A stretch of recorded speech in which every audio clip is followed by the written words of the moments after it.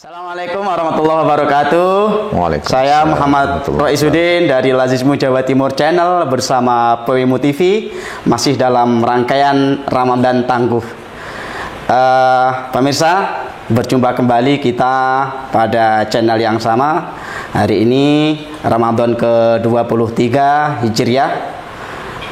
Kita sudah bersama tokoh idola ya, karena tamu kita memang sangat idola sekali. Beberapa teman yang saya share menjapri saya link tentang tips-tips dari dokter yang tamu kita ini sungguh luar biasa. Sudah tidak asing lagi bersama Dr.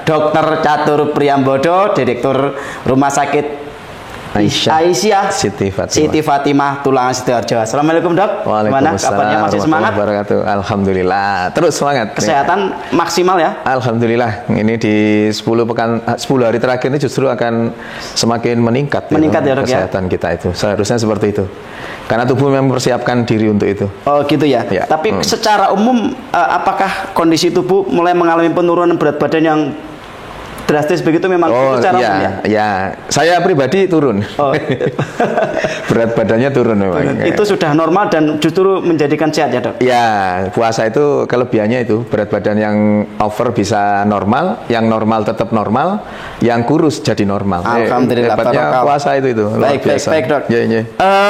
Baik Dok, untuk tema kita pada hari ini 23 Ramadan. Alhamdulillah kita sudah hampir di penghujung Ramadan. Semoga ini menjadikan kita semakin berkah semangat. Amin. Dan terus meningkatkan kualitas ibadah kita. Tema kita adalah ingin sehat, hindari sakit Dok.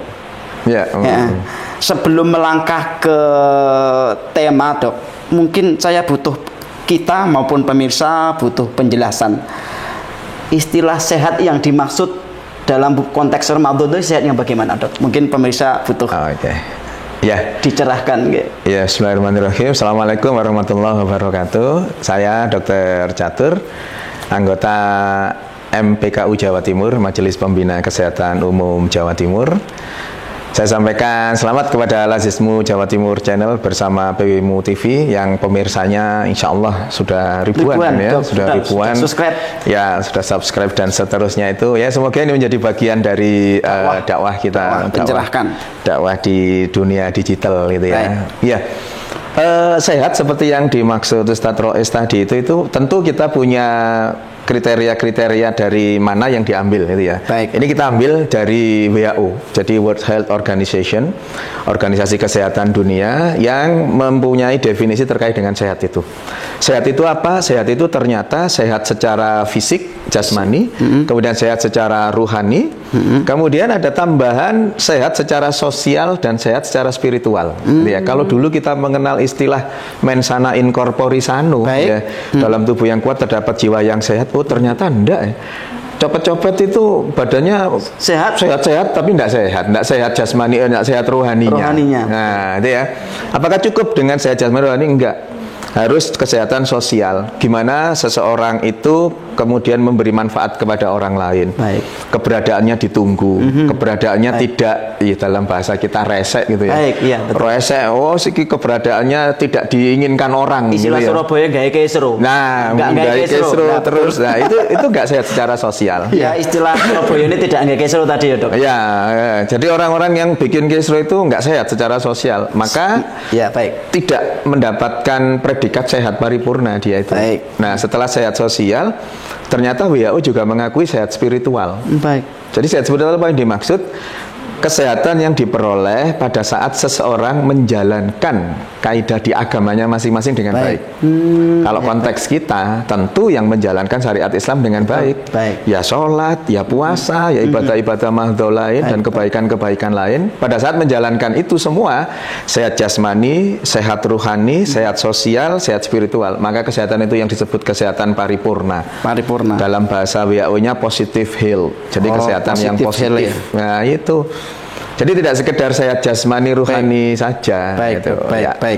baik. Terima kasih, luar biasa. Ternyata saya baru tahu, ternyata memang kalau dicerna betul, mensana incorporation tidak lengkap, Dok. Betul. Karena maling copet gaya kisruh, tapi mereka visinya memang kuat. Ngalang-ngalai ustadznya. Iya, betul. Ngalang-ngalai dokternya. Baik, Dok. Terima kasih. Selanjutnya terkait tema kita, Dok. Ya. Ingin sehat, hindari sakit.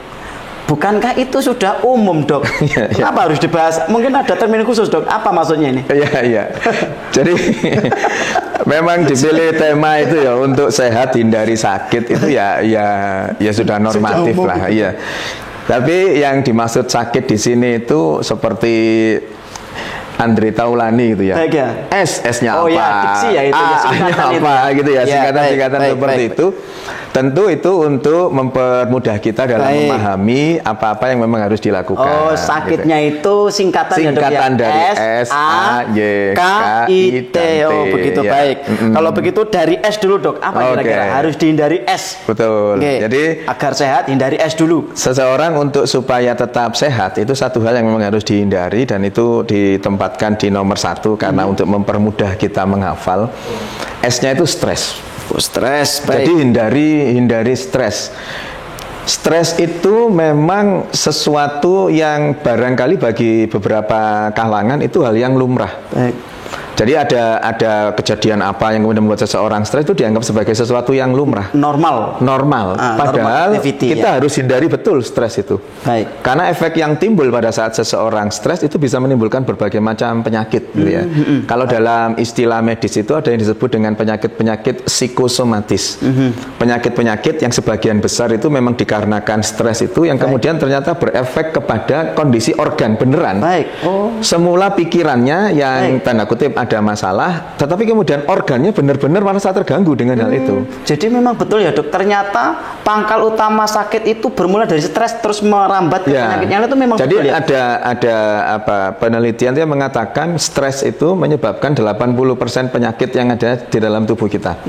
Baik. Artinya kalau kita mampu menghindari stres itu 80% lebih penyakit bisa kita hindarkan. Sederhananya seperti itu ya. Baik. Dan kemudian stres yang terjadi itu memang efeknya pada masing-masing orang berbeda-beda. Baik.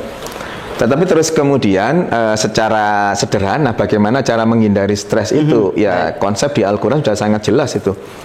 Yang pertama kita harus pandai-pandai bersyukur. Syukur ya, Dok ya. Kemudian pandai-pandai bersabar dan pandai-pandailah ikhlas dalam menghadapi segala hal ini. Ikhlas. Ya.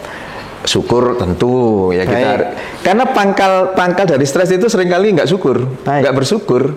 Nengok orang sana, orang itu sama pekerjaannya sama, kok mereka bisa lebih kaya, mereka kok bisa lebih mapan, sementara saya kok enggak.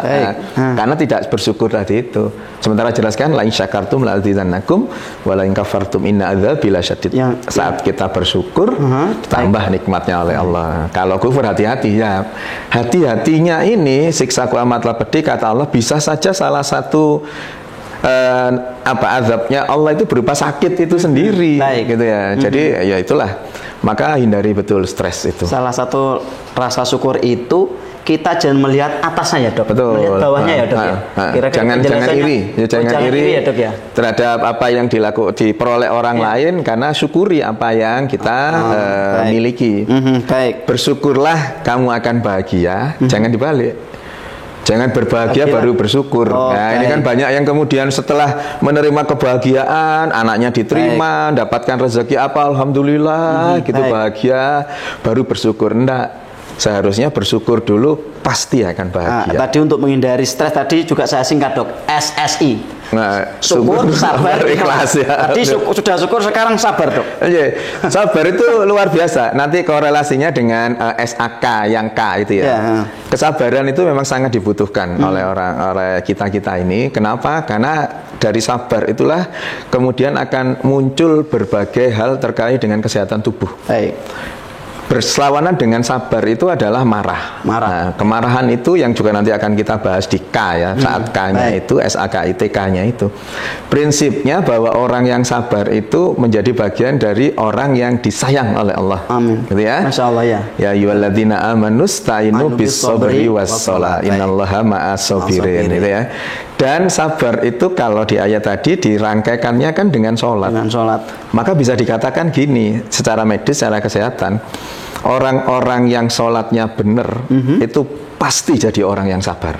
Berkorelasi. Korelasinya sangat dekat. Orang-orang yang sholatnya benar itu akan mendapatkan kesabaran yang luar biasa, akan menjadi orang-orang yang sabar. Maka terus kemudian rangkaiannya kan Allah bersama orang-orang yang sabar. Kalau dibersamai oleh Allah, maka akan dilindungi oleh Allah. Kalau dilindungi oleh Allah akan dijaga terus orang ini oleh Allah itu. Jadi itu luar biasa itu. Tapi efek yang sabar memang tidak mudah ya dok ya. Nah kalau saya tanya Ustadz Rois, sabar itu mudah atau sulit? Sulit dok, sulit, makanya ada tagline sabar ke ono batasnya itu loh dok. Ya. Kalau dalam mindset Ustaz Rois misalkan sabar itu sulit, kan ada anna inna dzanni bi abdi kata Allah ya, bahwa aku ini sesuai dengan persangkaan hambaku. Betul, seperti persangkaan hambaku. Kalau mempersepsikan sabar itu sulit, ya sulit beneran. Benar. Maka gampangannya gini. Sabar itu sulit atau enggak? Oh sulit, dicatat oleh malaikat gitu ya gampangannya. Dicatat oleh malaikat, dilaporkan ke Allah. Ya Allah ini sulit buat Ustaz Rois, sulit ini sabar Allah. Maka yang terjadi betul-betul sulit kesabaran itu. Harus diubah ya dok. Betul. Sabar itu mudah ya dok ya. Betul, sejak awal kan saya pernah menyampaikan mindset itu luar biasa penting. Karena di mindset saya itu masih teringat istilah pepatah Arab dulu di pelajaran Mahfudot. Asobru murung fi madzaqatihi. Sabar itu pahit seperti jadam rasanya. Berarti lah wangel dok. Tapi ada juga asobru nifsul iman. Iya betul. Sabar itu sebagian daripada iman. Maka pada saat seseorang tingkat keimanannya tinggi pasti sabar. Nah itu korelasinya dengan ayat tadi itu. Baik. Jadi mindset kan bahwa sabar itu mudah. Iya sabar. Iya sudah sabar. Insya Allah. Berarti termasuk bersyukur itu mudah. Sabar itu juga mudah. Terakhir ikhlas. Ya, ikhlas itu memang apa kalau toh boleh dikatakan dalam terminologi sulit atau tidak gitu ya. Ikhlas itu memang menjadi sesuatu yang memang harus disiapkan. Karena apa? Karena ikhlas itu kan apa tidak menilai orang gitu ya, tidak menilai orang. Maka terus kemudian ibadah-ibadah kita pada konteks apapun itu menjadi betul-betul lillahi ta'ala gitu ya. Jadi tidak berat menilai orang lain. Nah, betul, karena konteksnya adalah Allah. Maka Allah. Kaitan itu tadi rasa syukur, rasa sabar, rasa ikhlas itu menjadi satu bagian yang tidak bisa dipisahkan. Baik. Ya. Jadi makanya ada lagu syukuri apa adanya. Hidup adalah anugerah. Harus kita syukuri betul dok. Jadi kalau sudah bersyukur, kita bersabar, lalu kita belajar ikhlas menerima keadaan. Baik dok, tadi S-nya sudah saya singkat. Jadi menghindari stres tadi kuncinya ada 3, SSI, syukur, sabar dan ikhlas. Berikutnya A dok, apa maksudnya? A itu pada konteks ini air ya. Air ya dok. Jadi yang dimaksud supaya kita sehat itu hindari air yang kekurangan. Jadi kebutuhan air harus terpenuhi. Nah, bagaimana? Berapa banyak kebutuhan air kita? Mungkin di luaran banyak yang kita dengar bahwa kebutuhan air itu 1,5 liter per hari. Sesungguhnya kebutuhan air kita itu 30 cc per kilogram berat badan. 30 Karena rata-rata orang Indonesia itu beratnya dianggap rata-rata itu 50 kilo, maka 50 kali 30 itu ketemu 1,5 liter memang. Nah, maka terus kemudian muncullah jargon bahwa kebutuhan kita 1,5 liter. Dibuat rata-rata ya. Dibuat rata-rata, sesungguhnya bukan. Sesungguhnya adalah 30 cc per kilogram berat badan. Maka pada saat seseorang beratnya 70 kilo misalkan, ya kebutuhan airnya 2.100, 2,1 liter gitu ya. Lalu kenapa kok harus butuh cairan? Tubuh kita ini sangat butuh asupan cairan itu. Yang pertama, tubuh kita ini 70%-nya cairan. Kelihatannya gini, ini cairan tok isinya. 70%-nya. Nah, memang butuh asupan cairan.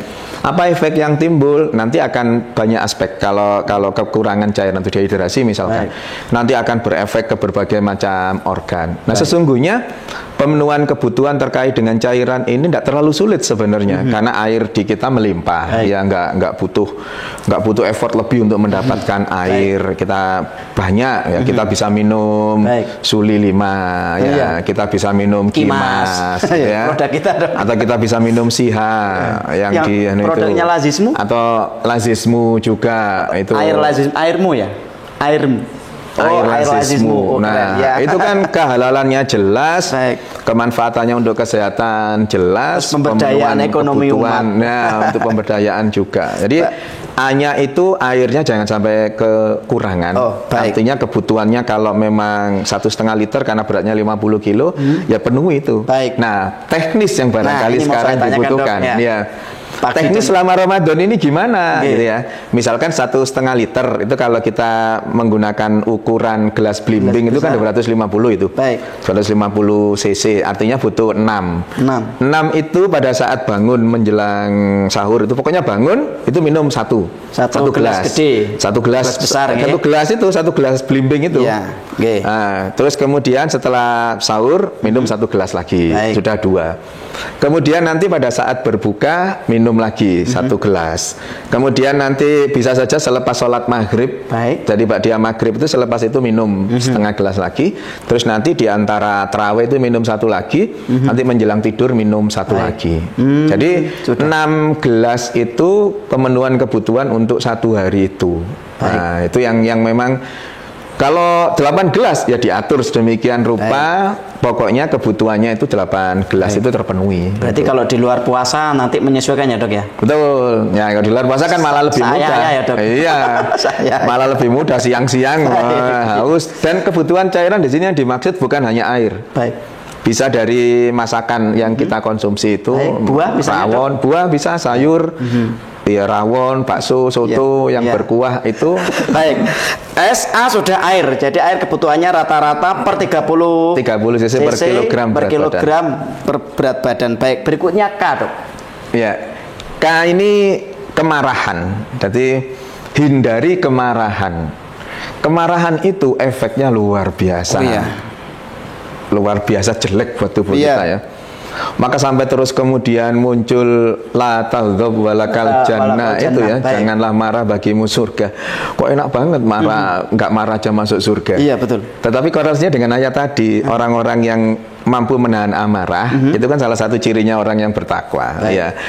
Maka orang yang bertakwa itu ya kemungkinan besarnya dengan rahmat Allah akan masuk surga. Ya, artinya terus kemudian orang-orang yang bersabar kaitan dengan ayat tadi itu sabar dan sholat yang selalu beriringan. Nah itu.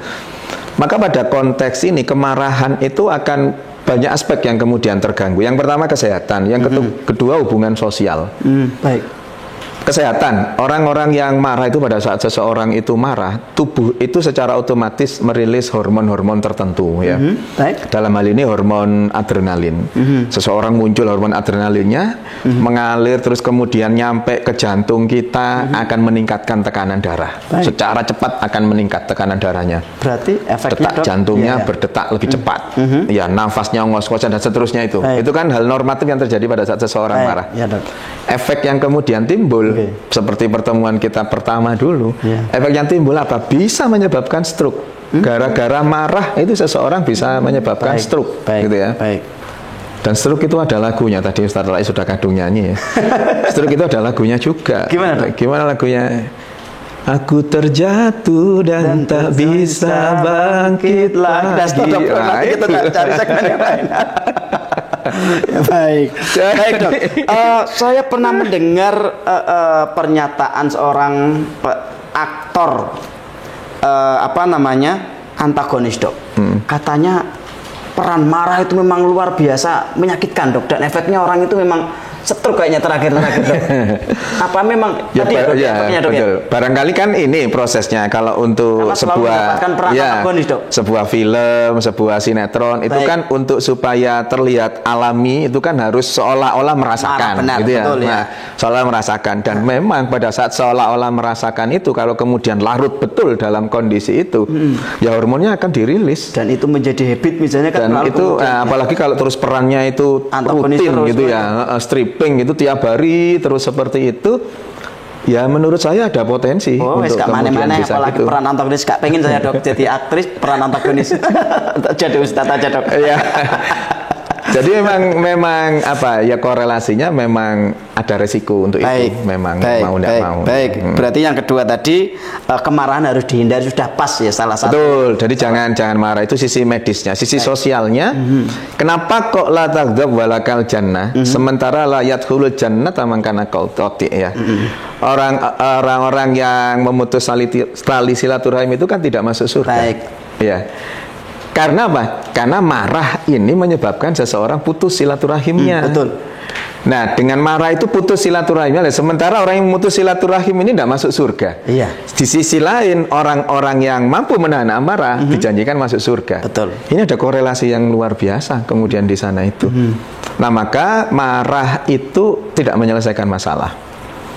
Dan kita ini sepertinya agak kebalik ya, nggak seperti Rasulullah marahnya ya. Betul. Rasulullah itu kalau untuk urusan individu, urusan personality beliau, nggak marah. Nggak pernah marah. Nggak pernah marah. Tapi kalau terus kemudian syariat Islam, Islam beliau baru nggak ditegakkan beliau marah. Ya, istilahnya tegas beliau bukan marah. Betul. Taruhlah tegas ya pada konteks. Tapi beliau pernah marah betul, kan. Betul. Pada saat sebagai manusia normal. Ya, pada saat sudah zuhur, rampasan perangnya dibagi-bagi, marah betul beliau itu. Nah, betul ya. Sementara kita ini kebalik. Baliknya kebanyakan kita ini kebalik. Pada saat individu kita yang kemudian dijadikan diserang gitu, dibully, di objek marah betul kita. Tetapi saat kemudian Islam dilecehkan, Al-Quran dilecehkan, nyantai-nyantai saja. Diem-diem baik, santai-santai saja. Ini berarti ada yang salah dengan diri kita ini. Kalau kemudian kita mengalami hal itu, berarti ada yang salah dengan keimanan kita itu. Rasulullah contoh suri toladan kita itu tidak marah saat personalitinya dicampakkan gitu ya. Kita alasannya seringkali kan ini harga diri ini. Rasulullah kurang diinjak-injak apa harga dirinya, diludahin, diolokin dan seterusnya. Iya, betul. Tapi beliau membalas dengan kebaikan itu. Diberikan kurma itu, Dok. Betul, disuapin dan seterusnya. Maka sepertinya kita harus merubah kemarahan kita ini untuk sesuatu yang pas. Baik, ada lagi Dok yang lebih parah itu, Dok. Kalau tokohnya itu dihujat, dia marahnya minta ampun. Islam Al-Quran diinjek-injek, tenang-tenang baik, itu kan juga yang balik. Itu fenomena-fenomena yang menjadi tantangan dakwah kita itu ya.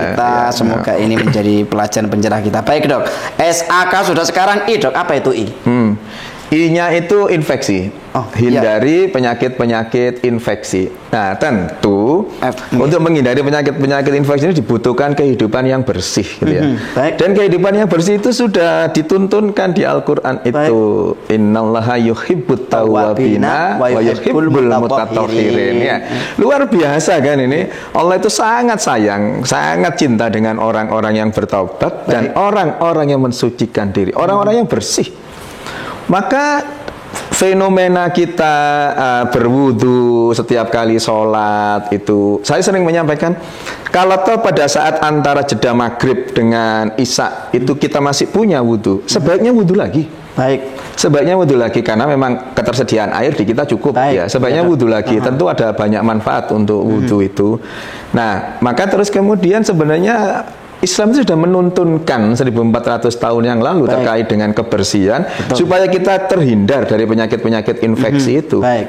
Dimana kita tahu pada saat pandemi COVID-19 itu sepertinya ya mohon maaf hanya Muhammadiyah saja yang concern di bidang itu. Untuk kemudian menghindari infeksi termasuk penyakit-penyakit akibat corona COVID ini, itu sepertinya Muhammadiyah yang paling concern untuk itu mulai atas sampai level bawah. Nah, itu sesungguhnya menjadi salah satu bagian dari bagaimana kita menghindarkan diri kita dari penyakit-penyakit infeksi yang itu kemudian bisa menjadi bagian dari bagaimana kita bisa tersehatkan dengan itu. Jadi tidak kena penyakit-penyakit apapun. Gitu ya. Oleh karena itu salah satu bentuk antisipasinya COVID kemarin adalah mencuci tangan dengan sesering mungkin itu. Itu kan sudah dituntunkan sejak lama itu. Untuk kemudian kita bisa hidup Islam bersih. Kita sudah mengajarkan bagaimana menjaga kebersihan. Baik, berarti infeksi, penyakit-penyakit yang ditimbulkan karena infeksi di bulan Ramadan kira-kira apa, Dok? Ya yang paling ya tentu saat ini masih pandemi ini ya, walaupun sudah jauh berkurang dan ya semoga Allah segera cabut ini pandemi ini, termasuk juga pemerintah status pandeminya bisa segera diturunkan jadi status endemi gitu ya.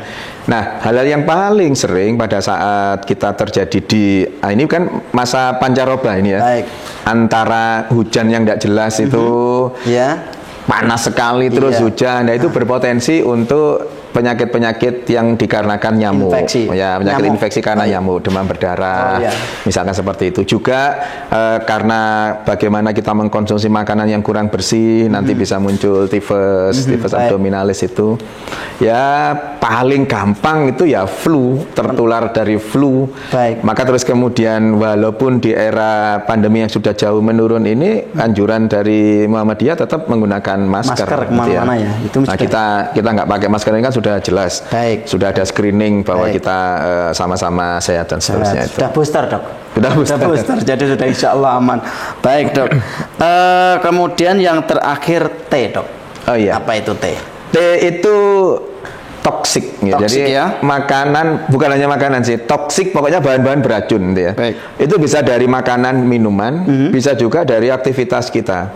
Aktivitas kita yang kemudian menyebarkan toksik itu ya, mohon maaf ya, bagi para perokok. Merokok itu luar biasa toksiknya buat tubuh kita. Nah, ini saudara pemirsa barangkali menjadi catatan untuk kita semua. Untuk para ahli hisab atau perokok, mohon ini dicermati, dijadikan pengetahuan, semoga ke depan bisa dihindari. Dijelaskan dok? Iya, jadi merokok itu, saya sering kalau ngomong itu kan mesti ada medis, ada teologis gitu ya. Betul ya. Merokok itu secara medis tentu yang dihisab itu adalah kan, kalau dikatakan di beberapa penelitian itu ada sekitar 4.000 racun dengan berbagai macam jenisnya itu yang kemudian dihirup, yang kemudian akhirnya mengotori paru-paru gitu ya. Sementara kita tahu bahwa paru-paru itu pusat pertukaran antara oksigen dari luar yang kita hirup dengan CO2 ya, sebagai produk dari proses yang ada di dalam tubuh kita, metabolisme tubuh kita itu. Kemudian terjadi pertukaran oksigen dan CO2 itu di paru-paru. Di bagian ujung dari paru-paru alveolus namanya, ada bronkus, bronchiolus, alveolus ya. Di alveolus itu tempat pertukarannya. Kalau paru-parunya itu normal baik-baik saja, pertukarannya akan normal, akan sesuai kebutuhan. Tetapi kalau kemudian paru-parunya terganggu, apapun penyebabnya, terutama memang kaitannya dengan rokok, maka terus kemudian di situ ada muncul berbagai gangguan lah, ada yang psikiatrik, ada luka dan seterusnya. Kemudian paru-parunya tidak bisa menjalankan tugasnya dengan baik, maka proses pertukaran antara oksigen dan CO2 akan terganggu. Pertukaran oksigen dan CO2 yang terganggu ini efeknya nanti ke seluruh tubuh. Karena dari pertukaran oksigen dan CO2 itulah kemudian oksigennya ngalir ke seluruh tubuh lagi, dibutuhkan oleh masing-masing sel untuk hidup ya. Karena butuh oksigen, oksigenasi bahasanya, itu nanti semua menjadi terganggu. Ujungnya atau pusat gangguannya di paru-paru memang, tetapi efek yang timbul bisa di seluruh tubuh. Gangguan yang di paru-paru sebagian besar disebabkan karena merokok itu tadi. Secara personality merokok itu mengganggu dirinya. Nah, kalau untuk hubungan sosial mengganggu orang lain. Bagaimana kemudian ada istilah perokok aktif, perokok pasif itu ya. Ini saya mau tanyakan itu dok. Nah iya, orang-orang yang tidak ikut merokok tapi terus kena imbasnya efek samping dari rokok itu, ini kan zolim ini. Betul. Zolim kepada orang lain. Tapi kalau terus kemudian yang dizolimi mendoakan, lah iya. Tapi kadang kita ini kan pakai dok sama teman-teman. Nah, kita ini berteman pada orang-orang yang salah kira-kira ya. yang tidak rokok, yang salah ini yang merokok apa yang tidak merokok. Jadi barangkali gini, kalau memang pada satu forum satu waktu gitu ya yang merokok harus menahan diri lah untuk kemudian tidak merokok di forum yang pada konteks itu ada yang tidak merokok gitu ya. Silahkanlah merokok dinikmati sendiri, racunnya dinikmati sendiri dan seterusnya itu. Jangan kemudian racun itu disebarkan ke orang lain menjadi dolim. Apalagi kemudian di moda angkutan, angkutan umum, naik bis, naik bemo, KRL. Kalau KRL kan jelas tidak boleh merokok di sana. Yang bemo, yang bis, yang biasa itu kan terus kemudian orang merokok itu kan zalim sama yang lainnya itu. Baik. Lalu ya, itu tataran medisnya itu. Betul, teologisnya dok. Tataran teologisnya merokok itu menjadi bagian dari orang-orang yang kufur nikmat. Kufurnya di mana dok? Kufurnya di mana? Allah memberi kita itu paru-paru yang baik kan, yang sehat, untuk kemudian dimanfaatkan supaya aktivitas ibadah kita terutama itu menjadi baik. Bentuk rasa syukur itu adalah menjaga amanah yang diberikan. Jadi karena rasa syukur ada 3 itu kan ya, tingkatannya dari hati, kemudian diucapkan, dilafadzkan alhamdulillahirabbil alamin, dan yang ketiga itu menjaga amanah yang diberikan. Pada konteks ini amanah Allah berupa paru-paru yang sehat itu manfaatkan dengan baik. Kalau kemudian merokok berarti kan tidak menjaga amanah yang Allah berikan berupa paru-paru yang baik itu. Karena tidak amanah, tidak mensyukuri, ya tentu ini menjadi bagian dari kufur itu sendiri. Maka wajar kalau terus kemudian orang-orang yang merokok itu tanda kutip gitu ya, diberi azab oleh Allah sesuai dengan Ibrahim 6 itu tadi ya, bahwa nanti kemudian akan muncul berbagai gangguan penyakit akibat merokoknya itu. Bisa jadi itu bagian dari azab Allah yang diberikan saat hidup gitu ya. Maka itu tadi, merokok secara teologis menjadi bagian dari orang-orang yang kufur nikmat. Ya, Masya Allah, semoga kita terhindar dari orang yang kufur ya dok. Amin. Saya dulu pernah sempat menjadi perokok. Gitu ya. Tapi alhamdulillah mulai SMA, rasanya golek duit dok. Angin golek duit, saya berhenti merokok. Alhamdulillah kemudian turun maklumat haram merokok bagi warga Muhammadiyah. Jadi alhamdulillah kebetulan ada dasarnya. Tapi masalahnya ada yang ngeles dok. Saya merokok ini kan untuk menghidupi para petani tembakau, ngelesnya kan pintar dong. Padahal fungsi tembakau ini kan tidak hanya untuk tembakau rokok saja, tapi untuk bahan medis dan lain-lainnya. Baik, baik dok. Mungkin ini untuk yang terakhir dok, di penghujung. Lagi-lagi kesehatan yang bagaimana yang diharapkan di bulan Ramadan ini bisa maksimal. Tentu berbeda kesehatan menggunakan termin dari WHO dok. Mungkin ada perbedaan khusus dengan yang diharapkan oleh umat Islam tentunya dok.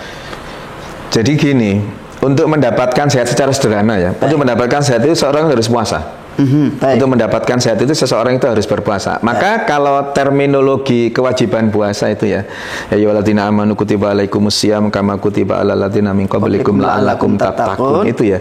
Itu kan seseorang diwajibkan untuk berpuasa dengan syarat-syarat tertentu. Sesungguhnya kalau konteks medis, puasa itu bukan kewajiban. Puasa itu kebutuhan. Seperti makan berarti ya. Betul. Jadi puasa itu dibutuhkan tubuh kita. Maka kenapa kok terus kemudian kalau konteks 1 tahun itu ya Allah mewajibkan kita berpuasa? Karena sesungguhnya tubuh kita ini butuh untuk kemudian mendapatkan istirahat selama kegiatan yang sebegitu hebatnya selama 1 tahun itu. Jadi sekali lagi pada konteks medis, puasa itu bukan kewajiban, puasa itu kebutuhan kita. Nah, kesehatan yang seperti apa yang harus muncul di saat Ramadan ini? Setidaknya kesehatan yang mampu untuk membuat kita itu bisa melakukan aktivitas-aktivitas ibadah itu tanpa gangguan. Itu yang utama. Sholat, misalkan kalau ketemu dengan sholat berjamaah yang kemudian Ar-Rahman di rakaat pertama sampai habis gitu misalkan ya, itu kita kuat saja, nyantai-nyantai saja menghadapi itu, tidak kemudian geliang lah dan seterusnya, enggak. Nah, kemudian tentu pada saat ibadah-ibadah yang lain selain sholat itu misalkan puasanya itu sendiri ya kita enggak terlalu masalah dengan puasa yang kita jalankan itu. Nah kemudian bisa terkait dengan ibadah-ibadah mahdhah yang lain saya kira. Ngaji itu terus kemudian tidak gampang ngantuk, misalkan kesehatan matanya bagus, itu menjadi bagian dari kesehatan yang seharusnya muncul pada saat kita Ramadan. Jadi kesehatan yang bisa untuk memaksimalkan beribadah di bulan Ramadan itu kita, yang diharapkan yang prioritaskan dari umat Islam. Baik dok. Jadi saya sekarang sudah dong itu bahasa kulonan dok. Dong itu paham. Istilah sakit itu adalah ingin sehat kita harus menghindari sakit. S-nya stres, I-nya Hindari air yang kekurangan. Jangan sampai kekurangan air. K-nya itu kemarahan. Kemudian I-nya adalah penyakit infeksi, dan T-nya adalah toksin atau makanan-makanan yang mengandung racun. Makanan atau kondisi ya. Baik, terima kasih Dok, luar biasa. Talkshow kita hari ini luar biasa, mendapatkan pencerahan baru bagi kita, sehingga kita sesungguhnya jika ingin sehat mampu menghindari sakit secara maknawi maupun istilah yang kita pahami tadi. Ya. Alhamdulillah kita sudah berada di penghujung waktu, penghujung acara, Dok. Mari kita akhiri dengan doa kafaratul majlis. Subhanakallahumma rabbana bihamdika asyhadu an la ilaha illa anta astaghfiruka wa atubu ilaik. Terima kasih, Dok. Semoga kita senantiasa sehat. Kemudian bisa menghindari sakit yang seperti kita pahami tadi. Kemudian kita Ramadan ini semakin tangguh, dan seperti biasa, Dok, kita ucapkan tagline zakat tumbuh, Indonesia tangguh. Baik, Ramadan tangguh, zakat tumbuh, Indonesia tangguh. Terima kasih. Saya Muhammad Resudin bersama Dr.